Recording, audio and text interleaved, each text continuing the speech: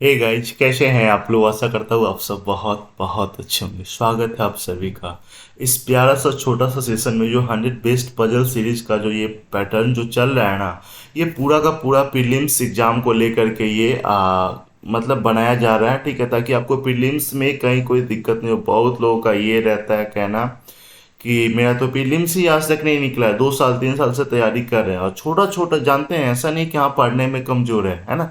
छोटा छोटा सा जो मिस्टेक होता है ना, ठीक है, वो उसके चलते सिर्फ नहीं होता है। क्योंकि कई लोग कहना था मैं 2 नंबर से छूट गया, 1 नंबर से छूट गया, मतलब आपको कैसे क्या करना है ना, हम आपको बूस्ट कर देंगे। एकदम सिंपल सा फंडा, एकदम पजल बनाना कैसे है ना, रीजनिंग में ये दावा कर सकते हैं। जो मैं तरीका बता रहा हूँ, अगर ये इस तरीके से अगर आप करते हैं ना, तो आपका एक भी एग्जाम, क्योंकि देखो मैथ में लगभग सबका वही रहता है, ठीक है, मैं थोड़ा बहुत आगे पीछे रहता है, लेकिन रीजनिंग में अगर ये होता है ना कि एक पजल बन गया तो 5 नंबर का बात होता है। कैसे आपको टाइम बचाना है, क्या करना है नहीं करना है, सब क्लियर करेंगे एकदम।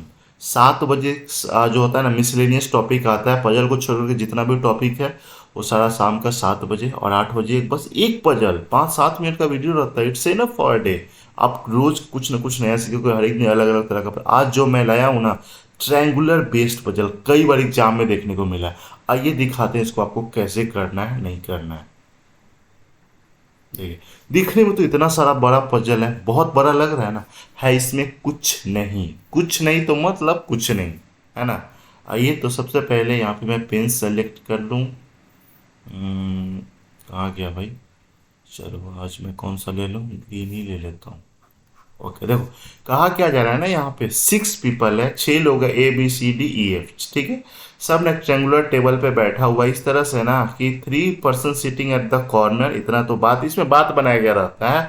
3 को कॉर्नर पे है, 3 को मिडिल में है, ठीक है। हाँ, थोड़ा सा बात यहाँ पे क्या बना दिया गया है कि none of the person sits adjacent to each other according to the name. English alphabetical order के अकॉर्डिंग नहीं बैठता है। जैसे कि एग्जाम्पल दे दिया हुआ है, ए जो है ना बी के साथ नहीं बैठ सकता है, ठीक है, बी सी के साथ नहीं बैठ सकता। सी, जैसे यहाँ पे ए जो बी जो है ना, ए और सी के साथ नहीं बैठ सकता है। सी जो है बी और डी के साथ नहीं बैठ सकता है। सी जो है ना तो बी के साथ नहीं डी के साथ। ई जो है ना ये डी, मतलब ऐसे है कि ये नहीं बैठ सकता है। बस थोड़ा सा यही से ट्विस्ट है, लेकिन इससे कहीं कोई फर्क पड़ने वाला है नहीं। चलो इतना पता चल गया ना। अब आगे क्या कहा जा रहा है कि जो कॉर्नर पे बैठता है ना, वो कहाँ गया, वो आउटर फेस कर रहा है, और जो मिडिल में बैठ रहा है वो इनर फेस कर रहा है। देखो यहाँ से लेके यहीं तक बनाना है, इतना तो बात बनाया है खाली। यही चीज तो होता है, एग्जाम में पहले ही डरा देता है। कहावत है ना, बार्किंग डॉग सेल्डम बाइट। भौंकता हुआ कुत्ता कभी काटता नहीं है, एकदम, है ना। गरजता हुआ बादल कभी बरसता नहीं है, शायद कभी बरस जाता है। ऐसा नहीं किया, बादल गरज रहा है, बाहर निकलना है, कुत्ता भौंक रहा है एकदम, नहीं नहीं काटेगा नहीं काटेगा। कभी एक्सेप्शन होगा, काट लिया तो। इसलिए ज़्यादा बड़ा पजल लेकर के डरना कभी नहीं है। बड़ा पजल मतलब ज़्यादा इन्फॉर्मेशन दिया है, ये चीज़ हमेशा आपको ध्यान में रखना है, ठीक है। जैसे ही हो जाए ना, तो हम क्या करें, 2 ट्रायंगल का शेप बना लेते हैं भाई। ट्रायंगल सीधा सीधा बन रहा है ना, चलो बन गया। इक्विलेटरल ट्रायंगल बना दे, ठीक है ना, ये हो गया।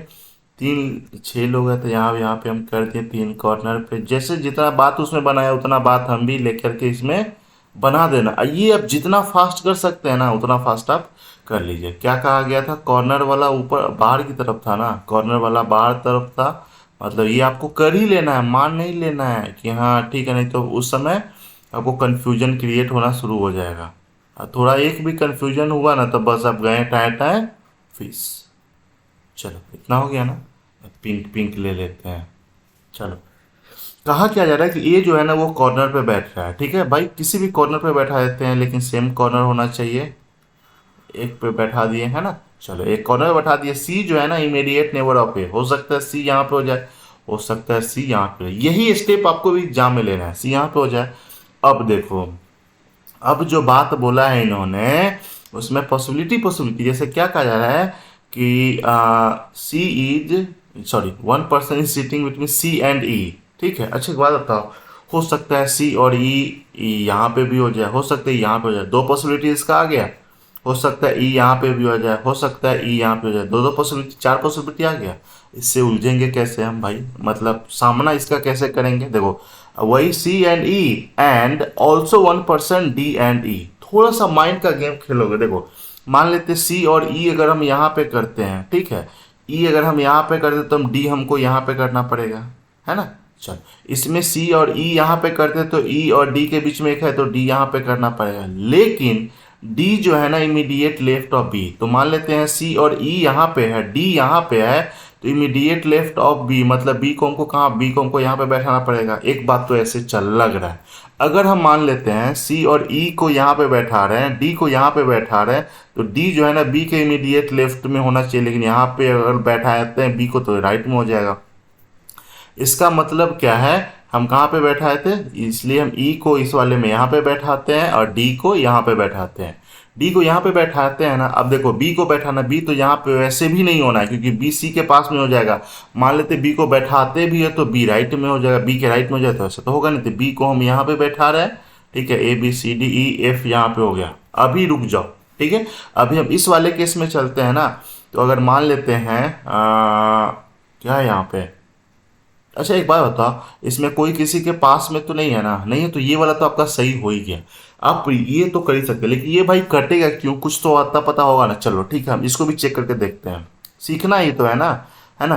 देखो मान लेते हैं ई अगर यहाँ पे करते हैं तो डी हम यहाँ पे करते हैं, सिंपल, यहाँ पे करते हैं ना। सी अगर यहाँ पे करते हैं, सॉरी ई यहाँ पे करते तो डी यहाँ पे करते, एक बार चलो कर ही के बता देते हैं। जैसे अगर ई यहाँ पे है ना तो डी यहाँ पे करते हैं, ठीक है। जैसे डी जो है ना बी के इमीडिएट लेफ्ट में है, बी के इमीडिएट लेफ्ट में है ना। अच्छा एक कौन बचेगा, एफ। देखो एफ, एफ तो है ना, एफ जो बचेगा उस पर एफ ही लिखेंगे ना। एफ देखो ई के आसपास में आ गया, ये तो ऐसे ही नहीं हुआ। चलो दूसरा केस जो था,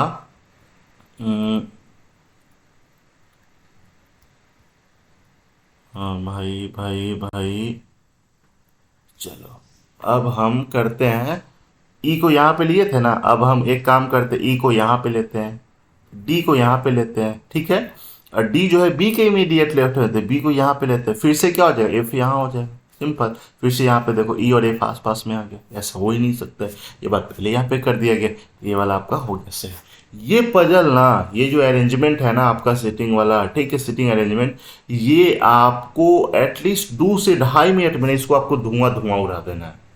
ये वाला क्वेश्चन आप पहले अटेम्प्ट ले सकते हैं। थोड़ा सा इंफॉर्मेशन पढ़ लीजिए पहले मतलब ये नहीं कि सबसे पहले स्टार्टिंग।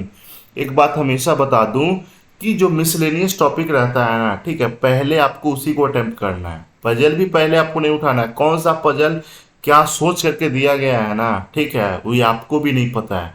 तो पहले मिसलेनियस बना लो, ठीक है, रीजनिंग बनाने का बेस्ट तरीका होता है, ठीक है ना। पहले जितना भी मिसलेनियस रहेगा ना वो अगर बना ले, इनइक्वलिटी से लॉग्स वगैरह ये सब अगर बना ले रहे हैं ना, राइट साइड में जैसे जैसे ग्रीन होना शुरू हो जाएगा ना, मतलब स्कोर वाला, इतना आपने अटैम्प्ट कर लिया, अटैम्प्ट करने के बाद ग्रीन दिखाता है ना, उतना आपके अंदर ना कॉन्फिडेंस आना शुरू हो जाता है, नहीं तो आप ऐसे रहते हो, है ना। और जैसे इतना लगता है कि नहीं अरे हम 10 तो बना लिए हैं, तो ऐसे हो जाता है आदमी, है ना। हो सकता है कहीं पहले पजल में फंस जाए, कुछ भी हो सकता है, एग्जाम ही है भाई, इसीलिए ज़्यादा 30 मार खान नहीं बनना है। हमेशा ये बात मैं कह रहा हूँ, आपको लगता है ना पजल को धुआं धुआं एकदम उड़ा देता है, फिर भी बी एल एग्जाम, हाँ रिस्क लेना तो भाई जाइए बना, क्या फर्क पड़ता है। वैसे भी पता है ना 2-2 लाख 4-4 लाख बच्चा जो एग्जाम में बैठता है ना, और जो पूरा रिजल्ट ये क्या बोलते हैं सीट कितना रहता है, 300 400 500, तो सबका तो ऐसे भी नहीं होता है।